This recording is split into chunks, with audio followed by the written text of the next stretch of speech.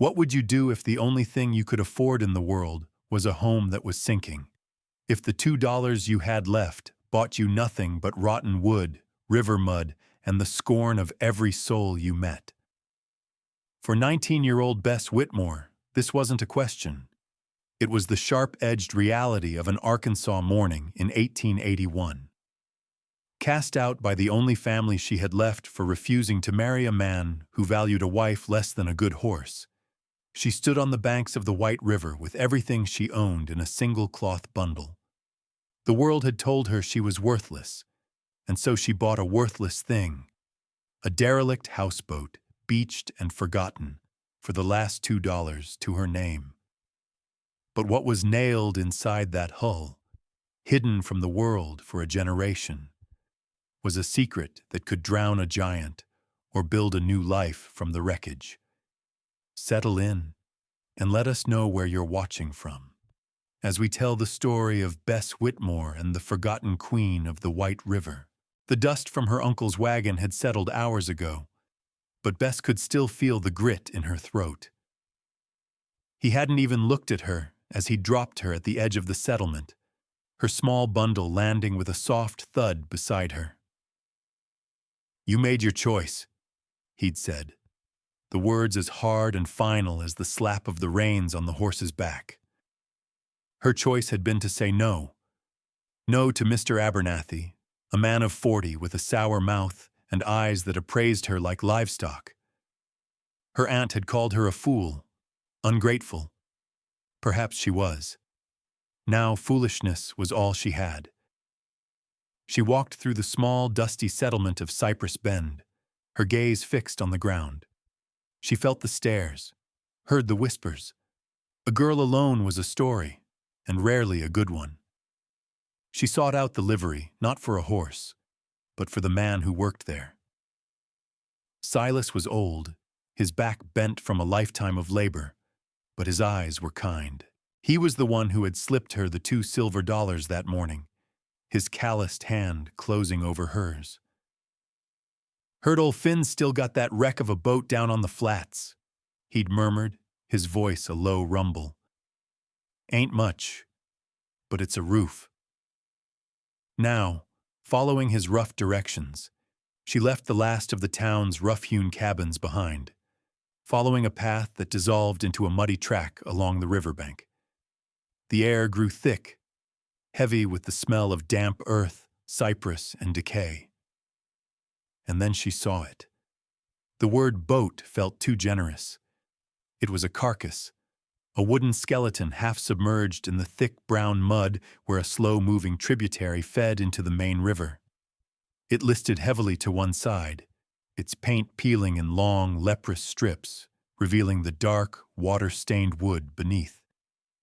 The roof over the small cabin had a hole gaping in it like a wound, and the porch railing had long since rotted away, leaving only jagged stumps. Cattails and sawgrass grew thick around its hull, weaving a shroud that seemed to be pulling it deeper into the earth. It was a picture of utter defeat, a monument to surrender. Bess felt a strange kinship with it. She, too, felt beached and broken, left to be swallowed by an indifferent world. For a long moment, she just stood there, the weight of her decision pressing down on her, as heavy and suffocating as the humid air. This was it. This was the kingdom her $2 had bought. She found old Finn living in a shack, propped up with driftwood not 50 yards away, a place that seemed only marginally more seaworthy than the boat itself. He was a gaunt man with a beard stained yellow from tobacco and a cough that shook his whole body. When Bess told him what she wanted, he let out a wheezing laugh that turned into a hacking fit. He wiped his mouth on his sleeve and squinted at her. "That thing?" he rasped, gesturing with a thumb toward the wreck. "Girl, the mud's got more claim to it than I do. But if you want to give me $2 to watch the river finish the job, it's all yours." He didn't bother with a proper bill of sale. He took her 2 silver dollars, bit one to test it, and then scrawled "sold one boat" on a scrap of butcher's paper with a piece of charcoal. He handed it to her, his eyes glittering with the mean satisfaction of a man who believed he'd just gotten the better of a fool. Bess took the paper, folded it carefully, and placed it in her pocket. It was the first thing she had ever owned. She walked back to the boat as the sun began to dip below the tree line, casting long, distorted shadows across the water. The air grew cool. The sounds of the river came alive. The deep thrum of bullfrogs, the trill of insects, the splash of a fish. She didn't dare step aboard. Not yet. The rot felt too profound, the darkness inside too complete. Instead, she cleared a small patch of ground on the bank, laid out her one spare blanket, and sat with her back against a cypress knee. She watched her new home as twilight bled the color from the sky. It didn't look like a home. It looked like a grave. Was this a fool's purchase? A final surrender to fate? Or was there a whisper of a promise in that rotten wood? What would you do with a home that the river itself was trying to reclaim? Let us know in the comments below, and be sure to subscribe for more stories of quiet courage on the frontier. Because as the first morning dawned, Bess would begin the slow work of listening to what the old boat had to say. The next day, Bess walked back into Cypress Bend. She needed supplies, and the few coins left in her pocket wouldn't stretch far. She bought a handful of nails, a small hammer with a cracked handle, and a ball of tarred twine at the general store.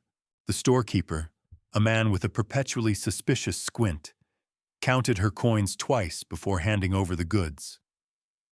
As she stepped back onto the dusty street, she felt the town's collective gaze settle upon her. The whispers were louder now, less guarded.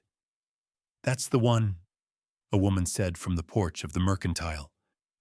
"The Whitmore girl. Heard she's living in that sinking wreck downriver." Her companion laughed, a sharp, cruel sound. Got what she deserved for being proud. The shame was a physical thing, a hot flush that crept up her neck. She kept her eyes down, focusing on her worn boots, one step at a time. Then, a larger shadow fell over her. "Well, look what the river washed up." The voice was loud, arrogant, and thick with contempt. Bess looked up into the face of Jedediah Thorne, the foreman for the Cypress Valley Lumber Company. He was a broad, imposing man whose presence seemed to take up all the air on the street. He looked from her face down to the pitiful collection of supplies in her arms and back again, a sneer twisting his lips. "Gonna build a palace out of that wreck, girl?" he boomed, for the benefit of the onlookers who had gathered. "Don't waste your nails. The river will have that thing for firewood by the first flood. Should have taken the marriage. At least you'd have a dry bed to sleep in." The men with him chuckled. Bess said nothing. She had learned long ago that silence was the only shield she possessed. She simply stood there, meeting his mocking gaze, her chin held a fraction higher than before. Her lack of response seemed to infuriate him more than any retort could have. He spat a stream of tobacco juice into the dust near her feet. "Suit yourself. Just stay off company land." He and his men moved on, their heavy boots kicking up dust, leaving Bess standing in a cloud of humiliation. She was about to turn and flee back to the solitude of the river when a soft voice stopped her. "Child." Bess turned. An old woman sat on a bench in the shade of the land office, her face a beautiful map of wrinkles, her dark eyes holding a deep, quiet wisdom. She was Ilara, a woman of the river, part of a family that had been there long before the lumber company, long before the settlement itself. She hadn't been laughing. She beckoned Bess closer with a slight movement of her hand. Hesitantly, Bess approached. Ilara looked at the hammer, at the nails, and then into Bess's eyes. Her voice was as soft as river moss, but it carried a strange weight. "Some boats aren't meant to travel," the old woman said, her gaze distant, as if she were seeing something far beyond the dusty street. "They're meant to hold." Bess didn't understand. She murmured a quiet thank you, unsure what she was thanking her for, and turned away. The cryptic words followed her, a small, smooth stone in the churning river of her thoughts. The walk back to the houseboat felt longer this time, each step heavier than the last. The town's scorn was a physical burden, Thorne's laughter a ringing in her ears. Only Ilara's strange sentence offered any sort of counterweight, a puzzle she couldn't solve. What was a boat meant to hold, if not a person traveling on the water? The question stayed with her as she finally reached the clearing and saw the wreck waiting for her, silent and patient in the afternoon sun. She forced herself to step aboard. The deck plank she tested with her foot gave a low groan but held her weight. She took another step, then another, moving with the caution of someone entering a bear's den. The air inside the small cabin was thick and sour with the smell of mildew and stagnant water. A film of green algae covered the walls where the rain had leaked through. The floor was soft in several places, and a puddle of black water stood in one corner. Everything was coated in a layer of dried mud and grime. It was worse than she had imagined. Jedediah Thorne's mocking voice echoed in her head. "The river will have it for firewood." For a moment, despair washed over her, cold and numbing. This was impossible. It was too much. She sank down on the one dry patch of flooring, her small bag of nails spilling beside her. She could leave. She could walk until her legs gave out, find work on some remote farm where no one knew her name. But then what? She would be just as alone, just as rootless. Here, at least, was something that was hers. This rotting, forgotten thing belonged to her. A stubborn spark ignited in her chest. They had all written it off. Thorne, the town, Old Finn, they had written her off too. A quiet resolve hardened within her. Let them laugh. She would not let the river win. She would not let them win. She picked up a nail, its sharp point cold against her palm. It was a start. That evening, she didn't sleep on the bank.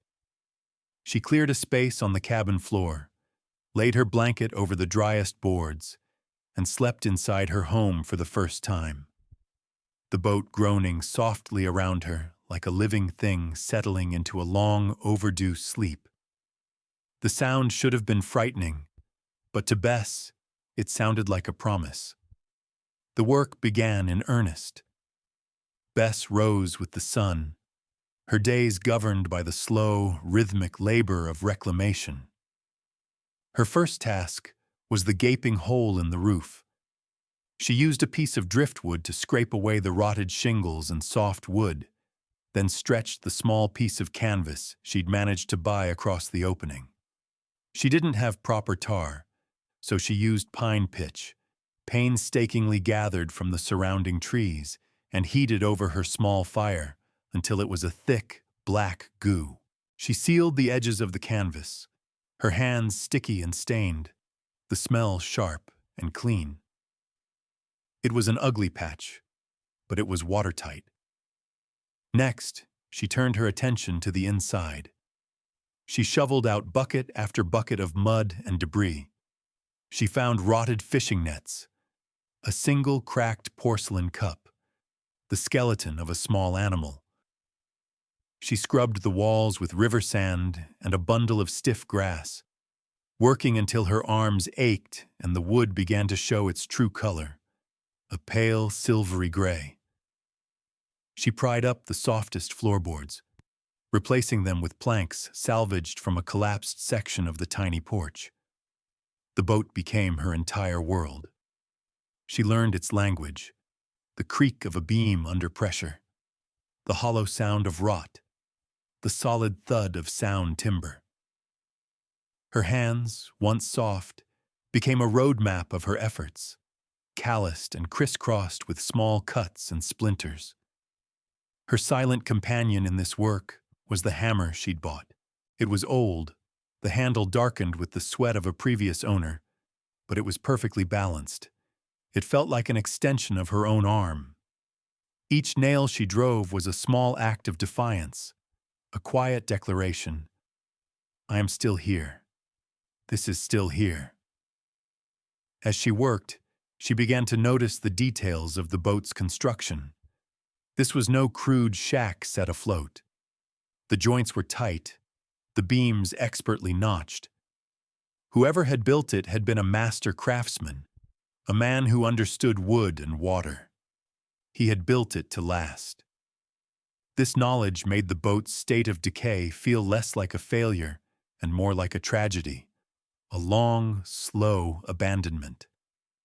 One afternoon, she was working on the interior of the hull, trying to seal a persistent leak near the waterline. The cabin was cramped, the air thick and still. To get to the leak, she had to pry away a section of the thin wood paneling that lined the inside of the hull. As she worked her pry bar behind a warped, water-stained plank, she felt something give. But it wasn't the familiar splintering of rotten wood. It was the sharp, protesting screech of a nail being pulled from sound timber. She stopped, frowning. She ran her fingers along the edge of the plank. The nails holding it in place were different from the others around it. They were newer, their heads less rusted, and they had been hammered in with a force that had slightly splintered the surface. It looked less like a part of the original boat and more like a patch. But it wasn't covering a hole to the outside. It was just one plank among many on the inside wall. It was too deliberate, too neat. She tapped it with the handle of her hammer. The sound wasn't the light, hollow rap of the other panels. It was a dull, solid thud. There was something behind it. Her curiosity was piqued, a small flicker in the steady flame of her labor. But the leak was her priority. The weather was turning, the sky to the west a bruised purple. A storm was coming. She made a mental note of the strange plank, a quiet question she would return to, and went back to work, mixing a paste of sawdust and pine pitch to plug the nagging seep. Days turned into a week, then two. The ugly canvas patch held against the first autumn rains. The cabin was no longer a damp, foul-smelling cave. It was a small, clean space, sparse but dry. Bess had fashioned a crude bed frame in one corner and a small table from a salvaged crate. She spent her evenings by the light of a single tallow candle, mending her clothes or simply listening to the river. The loneliness was a constant presence, a dull ache in her chest. But it was no longer laced with the sharp panic of her first days. Here, in the quiet solitude, she was beginning to feel not just a sense of ownership, but of belonging. Her labor was a form of prayer, and the boat was slowly answering. The more she worked, the more she felt the presence of the man who had built it. It was in the smooth curve of a hand-hewn beam, the clever design of a small storage locker built into the wall. He had loved this boat. So why had he abandoned it? The question circled back to the odd plank in the hull. The image of it stayed in her mind, a lock without a key. She had become so attuned to the boat's rhythms, its honest aches and pains, that this one piece of deliberate concealment felt like a secret it was keeping from her. One evening, as a low mist rolled in off the water, shrouding the world in a soft, gray silence, she decided she could wait no longer. The practical repairs were done. The boat was stable. It was dry. Now, It was time for its secrets. She lit her lantern, the flame casting huge, dancing shadows on the walls of the small cabin. She picked up her pry bar. The cool, heavy iron felt solid in her hand, a tool for discovery. She approached the wall, her heart beating a little faster. It was time to ask what the boat was holding. She slid the thin end of the pry bar behind the edge of the plank. She paused, listening. The only sounds were the gentle lap of water against the hull and the soft hiss of the lantern. It felt like a violation, breaking into a space that had been sealed with such intent. But the boat was hers now. Its secrets were hers, too. She put her weight into the bar. The first nail groaned, a long, mournful screech of metal against wood. Then the second, and the third. The plank resisted, holding fast to a secret it had kept for decades. Finally, with a sharp crack, the wood splintered around the last nail and the plank came free. Bess set it carefully on the floor and held the lantern up to the opening. Behind it, nestled perfectly between two of the boat's curved ribs, was a small, dark cavity. And inside that cavity lay a package. It was wrapped in thick black oilskin, the folds sealed with wax and tied securely with tarred twine. It was remarkably well preserved, untouched by the dampness that had ruined so much of the surrounding wood. Her hands trembled slightly as she reached in and lifted it out. It was heavier than she expected, dense and solid. She carried it to her small table and sat down, the lantern light pooling around it. For a moment, she just looked at it. Who had put this here? And why? With fumbling fingers, she broke the wax seals and began to unknot the stiff, tarry twine. The oilskin was brittle, cracking slightly as she unfolded the layers. Inside, protected from the elements, was a stack of papers and a thin, leather-bound ledger. She lifted the top document. It was a map, hand-drawn with incredible precision on a piece of treated linen. It showed a long stretch of the White River, detailing sandbars, tributaries, and depths. It noted the locations of old trading posts, stands of valuable timber, and trapping lines. In the bottom corner, in elegant script, was a signature, Auguste Dubois, 1842. She carefully set the map aside and looked at the next set of papers. These were different. They were official, bearing the wax seal of the Arkansas Territorial Governor. Her breath caught in her throat as she read the formal, looping script. They were trade licenses, not just for a year or two, but granted in perpetuity to one Auguste Dubois. They gave him exclusive rights to all trade, trapping, and passage along a 40-mile stretch of the river, the very stretch where the Cypress Valley Lumber Company was now operating. Her eyes scanned the legal language, her heart beginning to pound a heavy, rhythmic beat against her ribs. There was no expiration date, no clause of revocation. Below the licenses were several certificates of deposit from a bank in St. Louis, made out to Dubois for the sale of furs and land. The sums listed were staggering. A small folded note attached to them, the ink faded but still legible, read simply, "Accounts to be held in trust, never closed." Bess sank back, her mind reeling. This wasn't just a boat. It was a time capsule, a vault. Auguste Dubois hadn't abandoned his life's work. He had hidden it, nailed it into the very heart of the vessel he had so clearly loved. And the rights he had hidden, the legal claim to the entire valley, were now sitting on a rough-hewn table in front of a 19-year-old girl in a forgotten, rotting boat. The laughter of Jedediah Thorne suddenly seemed very far away. The world had just tilted on its axis. The discovery left Bess in a daze. For 2 days, she barely slept, reading the documents over and over by candlelight, tracing the lines on the old maps with her finger. The papers felt charged with a strange power, the weight of a man's life and legacy. She understood now what Alara had meant.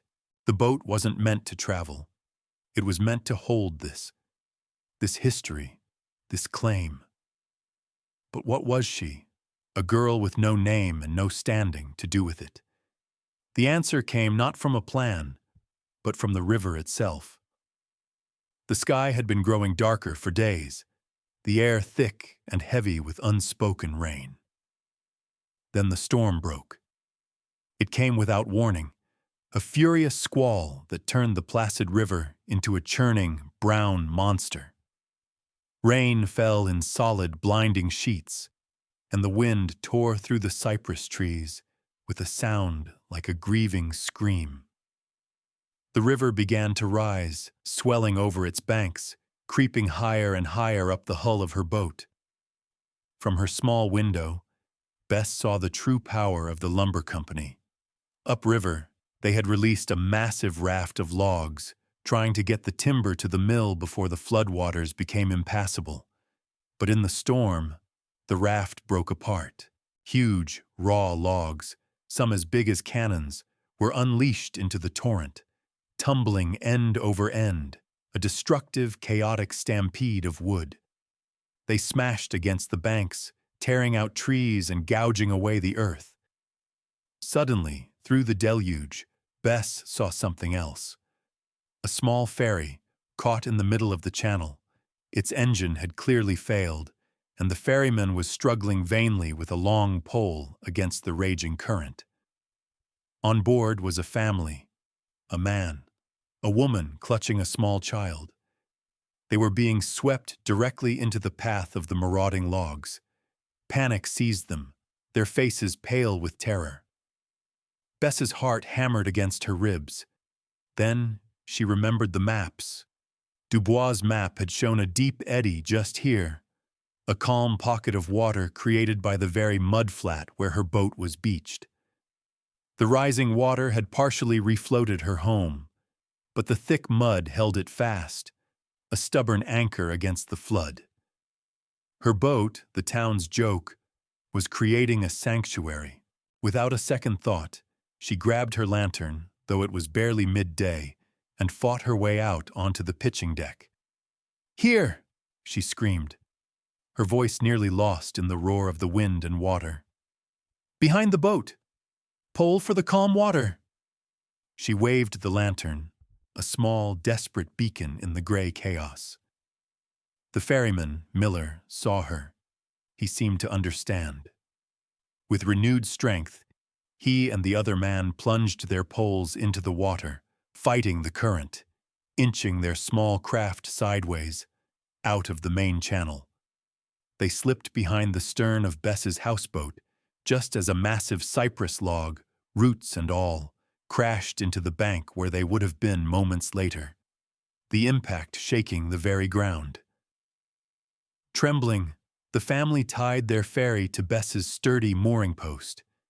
She helped them aboard, bringing the shivering woman and her little girl into the dry warmth of her small cabin. She gave them her only dry blanket and shared the small pot of cornmeal she had cooked that morning. Through the long night, as the storm raged and the river roared, the five of them huddled together in the tiny, lamp-lit room, safe inside the rotting boat that everyone had dismissed.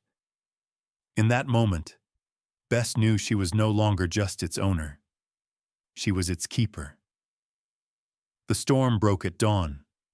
The river was still a swollen, muddy torrent, but the rain had stopped and a watery sun was trying to break through the clouds. The ferryman, Miller, couldn't stop thanking her.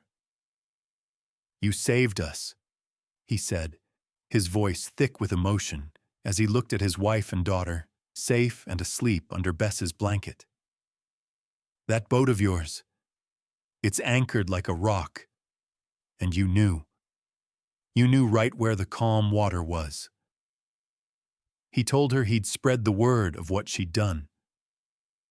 He and his family left later that morning, once the current had eased enough for them to safely pole their way back to Cypress Bend.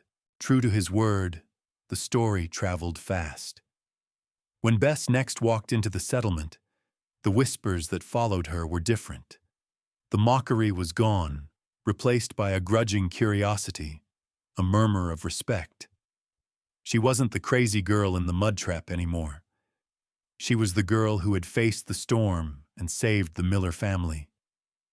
This new, fragile reputation gave her the courage she needed. She took the oilskin packet, wrapped it carefully, and used what little money she had to buy a seat on the mail wagon to the county seat, a larger town with a courthouse and proper lawyers. She found the office of a Mr. Abernathy, a young lawyer whose shingle looked newer than the others. He listened to her story with a professional skepticism, his expression unchanging as she spoke of the boat, the storm, and the hidden compartment. But when she unwrapped the oilskin packet and laid the contents on his desk, his demeanor shifted. He picked up one of the trade licenses, his fingers tracing the territorial governor's seal. He held it up to the light, his eyes widening slightly.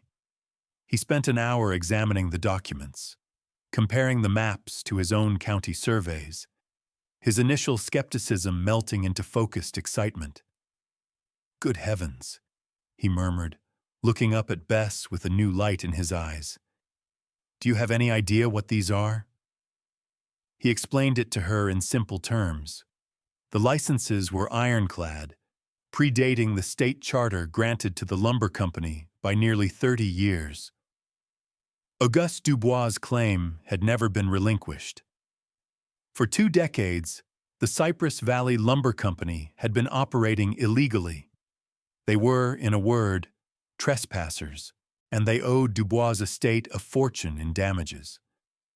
"And you, Miss Whitmore," Abernathy concluded, a slow smile spreading across his face, "as the owner of his last known property, are the sole heir to that estate."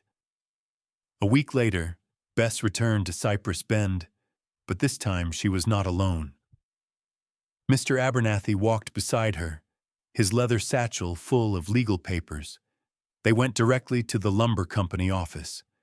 Jedediah Thorne was there, along with the company superintendent. Thorne laughed when he saw her. "Come back to beg for a job, girl?" His laughter died in his throat when Mr. Abernathy calmly began to lay the documents out on the desk. The map, the licenses, the bank certificates. A crowd of townspeople had gathered outside, drawn by the sight of the lawyer. They watched in silence through the window as Abernathy explained the legal reality. Thorne's face went from disbelief to fury, and finally, to a pale, slack-jawed shock. The swagger was gone, replaced by the cold understanding that his world had just been upended by a teenage girl and a ghost. The town watched as the balance of power shifted, as quiet truth silenced a bully's roar. The final scene is not one of explosive triumph, but of quiet, earned peace. Weeks have passed. The late autumn sun hangs low in the sky, casting a warm, golden light across the water. Bess sits on the small, sturdy porch she has built onto her houseboat. The boat itself is transformed. It no longer lists in the mud but floats gently, moored to the bank. The hull is patched and painted a deep forest green. The roof is solid, and a thin curl of smoke rises from a new tin chimney pipe. It is no longer a wreck. It is a home. Locals have taken to calling it the River Queen. The lumber company, faced with irrefutable proof and the threat of a ruinous lawsuit, had settled. A significant sum was paid, enough to reactivate the street, Louis bank accounts, and ensure Bess would never be destitute again. But she had asked for more than money. Guided by Dubois' maps and Abernathy's legal counsel, she had forced the company into a stewardship agreement. Vast swathes of old-growth cypress along the riverbank, The very areas Dubois had marked as vital to the river's health were now protected from logging. She had not driven the company out. She had taught it to live with the river, not just on it. Mr. Abernathy stands beside her, holding the final signed papers. He looks from the restored boat to the protected valley, a look of deep admiration on his face. "You've done a remarkable thing, Miss Whitmore," he says. "You've saved more than just a boat. What will you do now?" Bess doesn't look at him. Her gaze is fixed on the river, on the way the light turns the water to liquid amber. She has found her place not in a family's home or a husband's house, but here, in this small floating cabin, anchored to a purpose she had discovered in the heart of a forgotten thing. She thinks of the town's laughter, of Thorne's scorn, of her own despair on that first day. She thinks of the quiet dignity of the boat's builder and the legacy he entrusted to the water. A soft, small smile touches her lips. "I wasn't buying a boat," she says, her voice quiet but clear over the gentle sounds of the evening river. "I was accepting a post. Thank you for joining us for this story of quiet resilience. It reminds us that sometimes the greatest treasures aren't buried in the ground, but are waiting in the things society has thrown away. If this story moved you, please leave a like and a comment, and subscribe for more tales of the unsung heroes of the frontier. We'll be back next week with the story of a lone prospector and the strange, silent music he found deep in the heart of the mountains.